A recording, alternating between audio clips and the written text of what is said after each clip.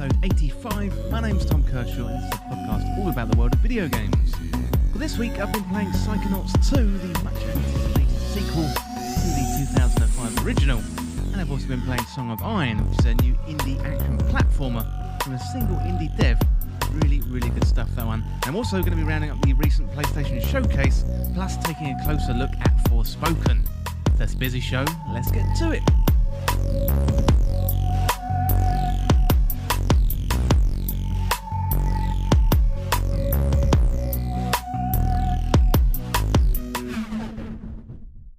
Welcome to the show, everyone. I hope you're well and you're having a good week. Now, I'm good this week, and I've been recharging the batteries this week with a week away from video games. I've been down on the coast of England for a week in Cornwall. It was really nice. I had some really good weather. Really recommend it. Pack your bags, get out there for a week, and rest and recharge. It does you the world of good. However, it is really good to be back, and I've missed all the gaming news and everything else. So I haven't picked up a joypad or clicked a keyboard key in a game for over a week. So it's really good to be back and spending time with you all. Well, before we get into the show, I wanted to plug the podcast Patreon. You can send your questions and stories for community questions by signing up to Patreon. So for as little as $2 a month, you can sign up to become a patron, where you can access exclusive Discord rooms, send in questions and comments to be read out on This Week in Video Games podcast, and you get access to exclusive content and early access too. So there's plenty of benefits over there on Patreon. Plus, you get to support the show and help This Week in Video Games become a little bit more self-sufficient. Well, that is it for my waffly intro, but let's check out what I've been playing this week. Well, these past few weeks I've been checking out Psychonauts 2, and I'm going to dive into that first up in the show. Really good game, that one. One of the best of the year so far. And Sony also came out and delivered one of the best showcases in gaming for a while, giving off big E3 caliber vibes with an action-packed showcase full of teasers, trailers, and a whole lot more, so I'm going to be rounding that up too. I'm also going to delve a little bit deeper into Forspoken, one of the games shown off, and this one's really caught my eye. And then finally, I'm going to be sharing my review of Song of Iron. This is a great indie action platformer available on PC and also Xbox right now, so it's really good stuff. But first up, let's jump into my review of Psychonauts 2.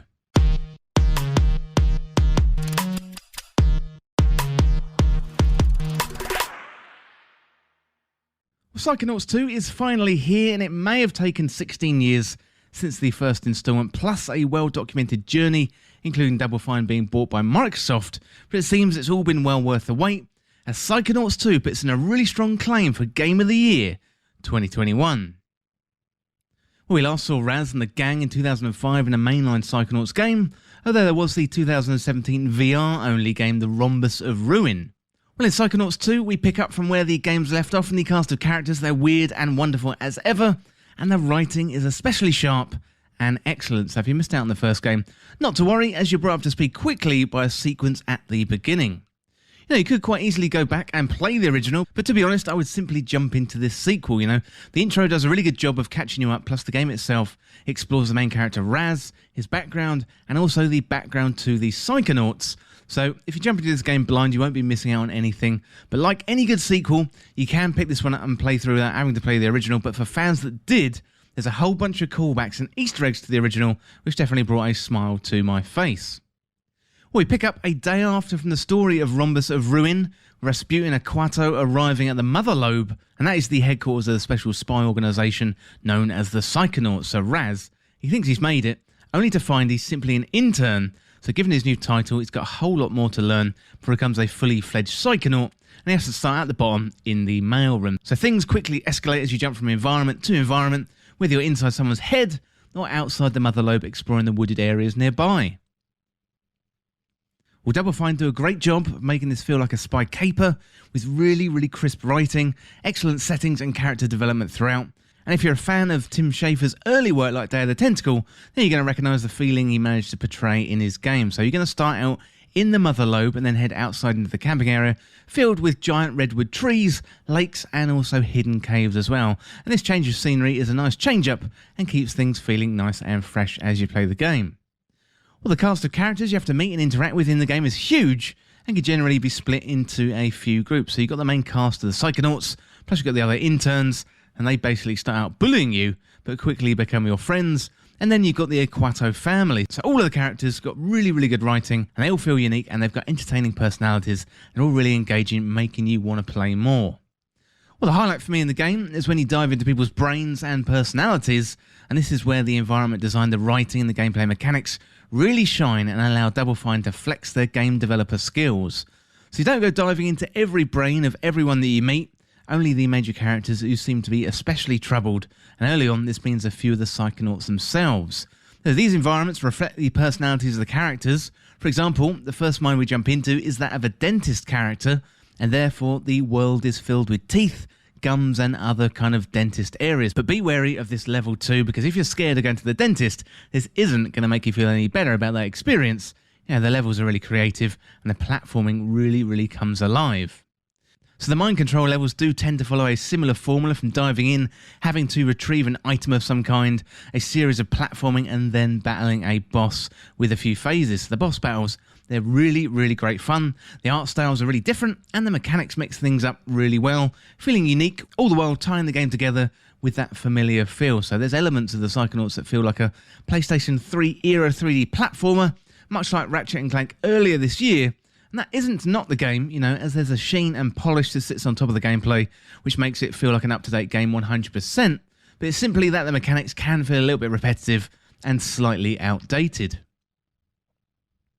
Well, as a complement to the excellent storytelling, the other main gameplay elements in the game are the platforming and the combat, so both feel like they've been really improved since the first game, with Raz's abilities given a welcome boost in terms of skills and the array of things you can do. So you've got a book detailing the different skills and the abilities, and as you make your way through the game, you collect points to level up, and there's not enough buttons on the controller for them all, so you are going to have to be smart about which powers you map to which button. The platforming generally feels really good, but there's the classic 3D platforming issue of not being able to see where you're going the whole time, which can lead to some unfortunate moments where you might fall off the edge and not really understand why. Well, both the physical and the mental worlds you end up traversing are full of puzzles and creative ways to battle enemies. So platforming may not feel as crisp as other AAA entries this year, but don't be fooled, because this is one of the best 3D platformers out there, with a great array of skills, abilities and trees to upgrade. So you've got the trapeze bars to swing from, you've got trampolines to jump on and treetops to navigate, and most of the mine levels feel fairly linear. However, when you're in the outside world, you can pick and choose which way to go.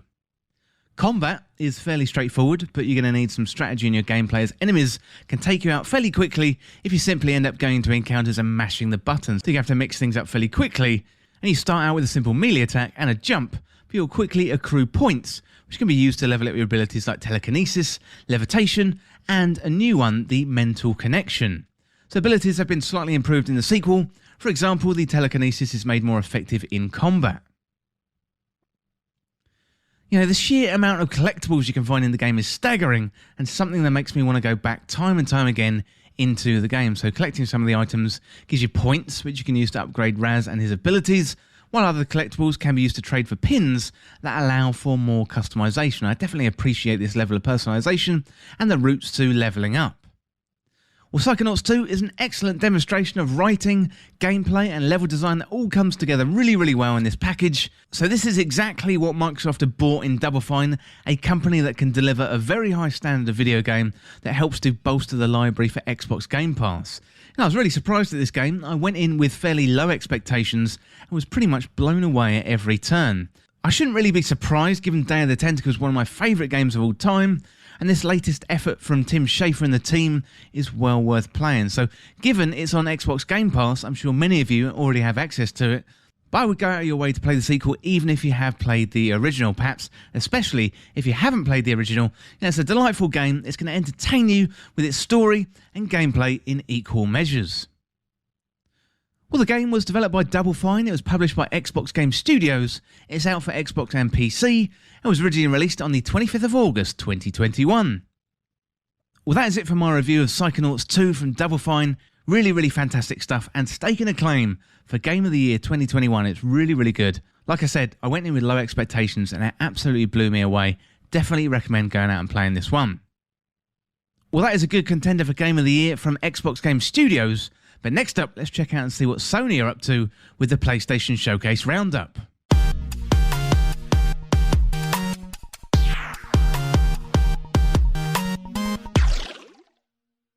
Well, PlayStation were back on September the 9th and they meant some serious business. So they've been missing in action from E3 in the summer, but they were going to make up for it in their latest showcase, which features some surprises, long-awaited gameplay debuts, and plenty of big hitters. So today I'm going to go over all the latest news from Sony PlayStation. Well, there's been plenty of debate as to whether it hurts Sony for not being there at E3 during the summer season of game announcements. However, from the evidence here, it doesn't really matter at all.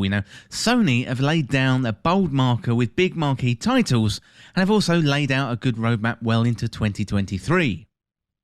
Well, first up, we had the announcements of a Knights of Old Republic remake, and that is being developed by Asper, and it's going to be a timed PlayStation 5 console exclusive, given that it's no longer BioWare and EA making this one. So it's also coming to PC, but we didn't get a release window. So after the show, the developer did say it'd be some time before we see a new update, and we didn't see gameplay. It was merely a trailer announcement. So this game is going to be updated to live in the modern Star Wars universe, plus I imagine they're going to have a look at the gameplay too, given the original was a very turn-based 2003 title. It's going to be interesting to see what they do with this one, and it was a blockbuster announcement to kick off the show. Well, Project Eve was up next, which looked very much like a Bayonetta-style game, fast hack and slash action, and this one is set in a near future Earth against enemies of some kind. And then next up we had Tiny Tina's Wonderland, and that one looks like a fantasy version of the hit series Borderlands, and that one is also coming from Gearbox. Forspoken was up next, which got an extended trailer, plus we got a release window of spring 2022, so to this point it was the best trailer shown off, with the main character zipping and darting about the environment, and the combat looked really, really good, and it feels like something a PS5 really should be showing off, and we're starting to get games now that really demonstrate the power of the PS5. So spring 2022 was mentioned, however I imagine that means April or May, given we've got Horizon Forbidden West coming in February 2022, so I would imagine Sony would want to give some room for that title to breathe just a little bit. Well, Rainbow Six Extraction was up next, and that is due in January 2022. And then next up, Remedy showed off their first look at the remake of Alan Wake, an excellent game, and I'm really, really looking forward to play this one on up-to-date hardware. So if you played through Control recently, definitely keep an eye out for Alan Wake. Well, Grand Theft Auto 5 is up next in my personal low point for the showcase.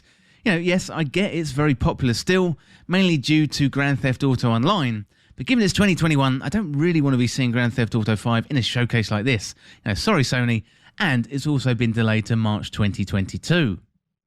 Well, next up we had Ghostwire Tokyo, and that was shown off in a better looking trailer this time around. Last time it was shown off, it looked pretty lackluster, to be honest. This one doesn't really look like my cup of tea, but it's a first person hack and slash game. It's coming out on PS5 and PC in spring 2022. Well, then we had Guardians of the Galaxy shown off again in what felt like filler in the middle of the showcase, and that one is due to come out towards the end of October 2021, so really not very far away at all. Vampire Masquerade Bloodhunt was then shown off, and that is a free-to-play vampire battle royale already out on PC, but it's coming to PS5. So Deathloop was then given another trailer, and Deathloop has now already come out, but I think at this point in the showcase, I was a little bit sick of seeing trailers of Deathloop, although it has come out and the reviews are looking fantastic. I am getting the game in the next few days, and I'm going to be bringing you my thoughts of that on next week's show. Well, next up, we had a weird one. We had a collaboration between Radiohead and Epic Games in something called Kid A Amnesiac, and it's a virtual exhibition. So this one's coming out in November 2021 via the PS5, Epic Games Store, and also by other means on PC. So if you're a Radiohead fan, I'd imagine this is going to be really, really good and right up your street. And it's interesting to see Epic reaching out in other cultural areas rather than having Radiohead in Fortnite. That would be really, really weird, although definitely something I would want. Just imagine Tom York dropping down there onto the map. We also got a fresh look at Chia, a game inspired by the New Caledonian. That one's coming to PlayStation and PC in 2022. So Herman Hulst then came out and bigged up Sony PlayStation Studios before bringing out the big guns. So Naughty Dog's Uncharted 4 and Lost Legacy, they're being remastered for the PS5 and PC, and that's coming out in early 2022. And Uncharted is finally coming to PC, so that one is a big headline. And one of the biggest surprises of the showcase was up next, with Insomniac announcing they're developing a Wolverine game. So everyone thought they were simply showing off Spider-Man 2, but the scene was dark. It was in a busted-up bar with a ragged man sitting on a stool with bloody knuckles. We should have known from that description. And an attacker with a knife tried to get close, only for Logan to reveal his claws in a classic Wolverine fashion. So it was a really fantastic reveal moment. Very, very surprising as this info didn't leak at all, and given we're in 2021, literally everything leaks these days, so it was a massive surprise. So Gran Turismo 7 was up next with photorealistic cars. Not really my thing, but it did look really, really impressive. And then Insomniac were back with the real reveal of Spider-Man 2 this time. And we had Peter Parker and Miles Morales fighting side by side as Spider-Man, and then a Russian voice from the shadows, followed by a Venom reveal. So really, really cool. And that one is coming in 2023. So it looks like Insomniac are really, really busy. And I would imagine after the success of Spider-Man, Ratchet & Clank, they've probably really ramped up their studio because their output is looking very, very good indeed. Well, the final trailer of the show was reserved for God of War Ragnarok, the sequel to 2018's Game of the Year, God of War. So this is Santa Monica Studios' finale to the Norse-themed God of War, and this one is set 1 year after the first game. So Atreus, he's asking all kinds of questions about Loki, plus Kratos is in the thick of battle, and it looks like the cracks are starting to emerge in the father-son relationship. Familiar characters are back and new ones are also introduced, and it looks absolutely stunning. Plus, we've got plenty of gameplay. So Thor looks like he's going to be one of the main enemies in the game, which makes sense given we killed his children in the first game. So really, really excited for this one. No release date yet, but I would imagine it's going to be late 2022. Well, that is it for the Sony PlayStation Showcase from September 2022. It was a really, really strong showing from Sony, E3 caliber for sure. However, Sony seem much happier doing things on their own terms. Plus, they've got the production value and the games to back it up. You know, Sony don't have to go back to E3. They can pretty much turn up, drop their games, and they demonstrate time and time again they've got some of the best games in the business. So this strategy is working for now, but most importantly, is it going to last? It's going to be interesting to see where we are mid-generation as Microsoft, they are making a comeback. Well, that is it for my roundup of the Sony PlayStation Showcase. Next up, let's have a look at the all-platform charts.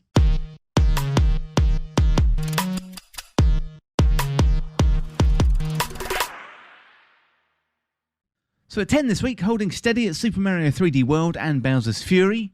And at 9 this week, it's Grand Theft Auto 5, down 6 places from last week's number 3.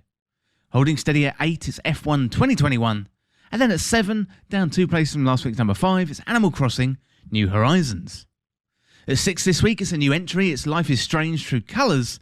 Then at 5 this week, down 4 places from last week's number 1, it's Minecraft. At 4 this week, down 2 places from last week's number 2, it's Mario Kart 8 Deluxe. And then at 3 this week is a new entry, it's NBA 2K 2022. New entry again at number 2 is Tales of Arise from Bandai Namco. And then new in at number 1, it's WarioWare Get It Together. And that is another number 1 from Nintendo. And Nintendo, we've got 1, 2, 3, 4, 5 entries in the top 10 for Nintendo. So Nintendo having an absolutely stonking year. Even though the other companies brought out their new consoles, Nintendo continue to smash it. So congrats to the team behind WarioWare.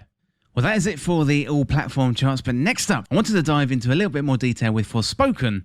This one really, really caught my eye from the Sony PlayStation Showcase.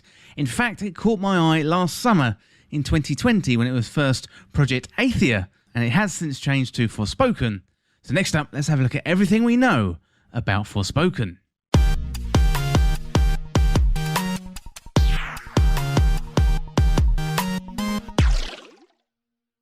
Forspoken was given the spotlight in the recent PlayStation Showcase, and now we know plenty more about this action RPG from Square Enix. So this one has turned into one of my most anticipated games of 2022.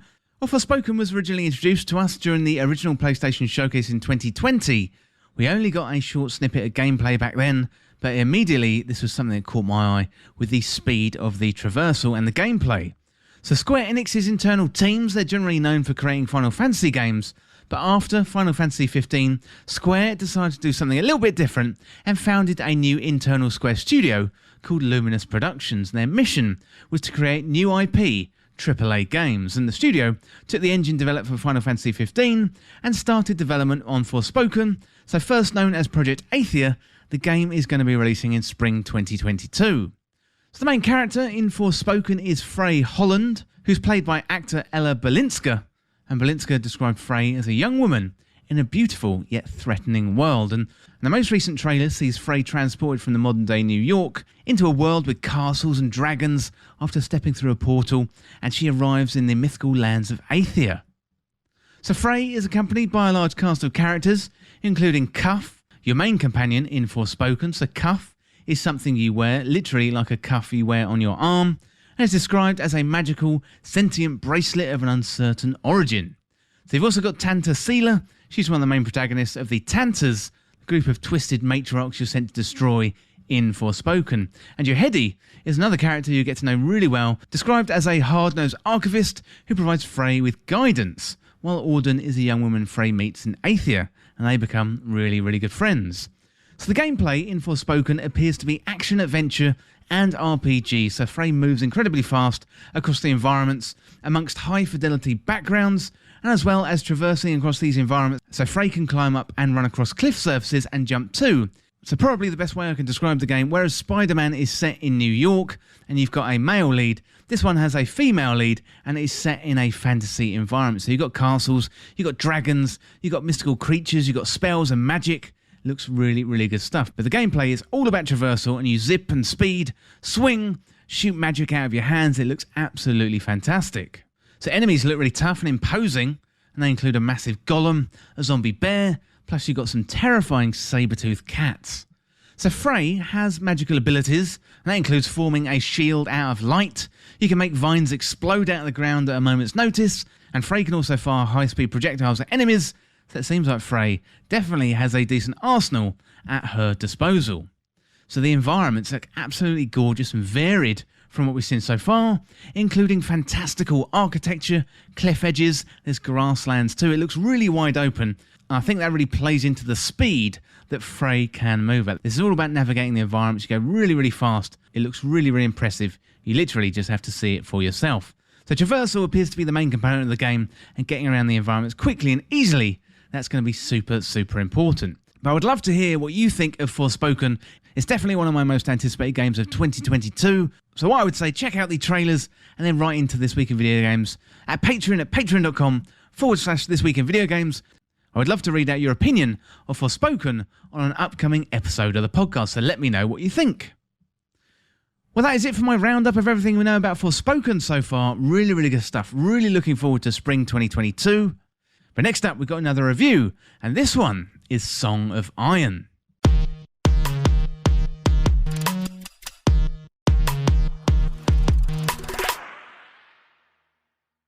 Well, Song of Iron is a new side-scrolling action-adventure game inspired by Limbo and developed by a single developer called Joe Winter. So this one is a game that caught my eye during the Summer Games Fest in 2021, and it quickly became one of my most wanted games of the year. So Song of Iron may be a little bit rough around the edges, but I think it can be forgiven due to the one-man team.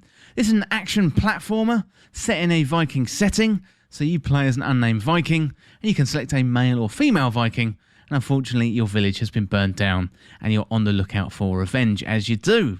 So the environments include a dark forest, you've got caverns, you've got rivers, and the world and the main character look absolutely fantastic. I think this owes a lot to Joe Winter's background as an animator.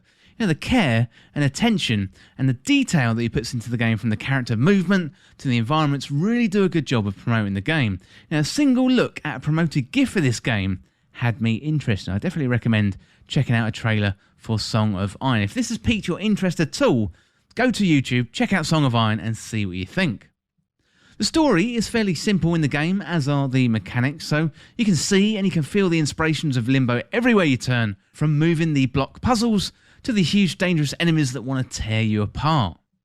Now, combat is a large part of the game, and you'll start out with a simple sword, and as you progress you'll pick up a bow and arrow, a shield and other weapons too. So each weapon has a certain character and feel to it, and it's got a hefty weight as well. So smashing your sword into an opponent feels really, really good, as well as throwing an axe and pinging an arrow from your bow. There's a great amount of care and attention gone into the feel of the game, which I definitely appreciate.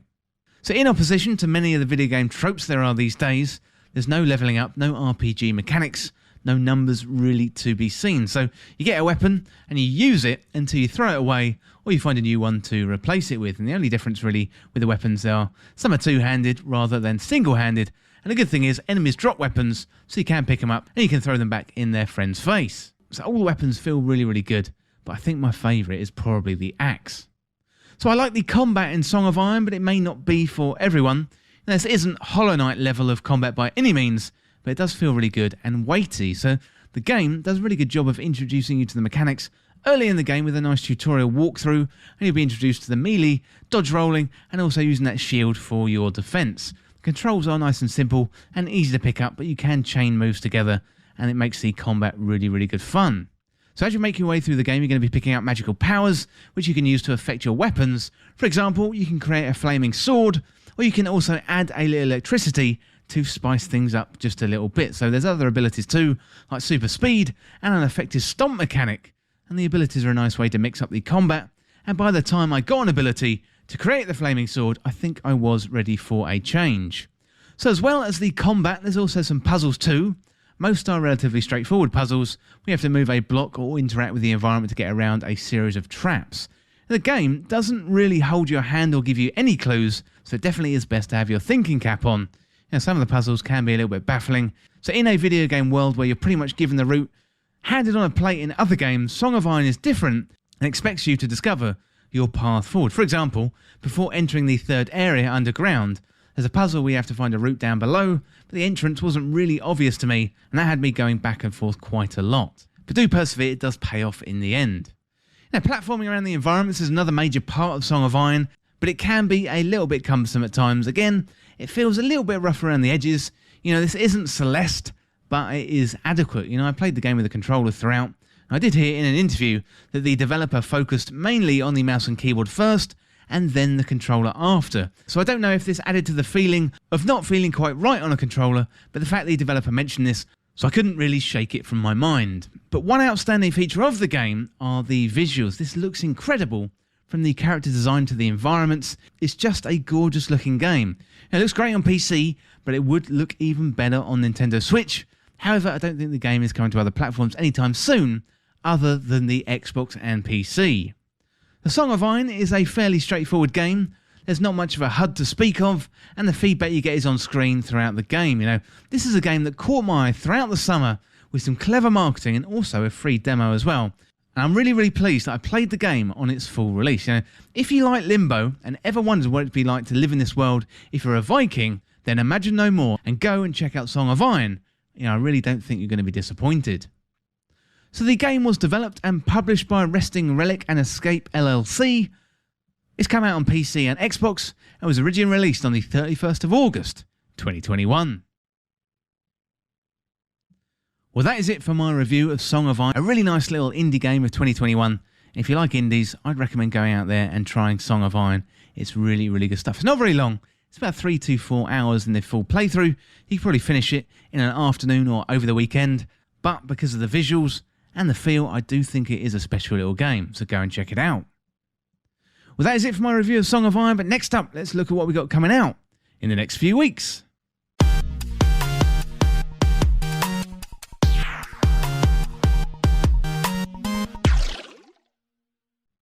So loads of games coming out in the next few weeks, so do bear with me as I read out this list.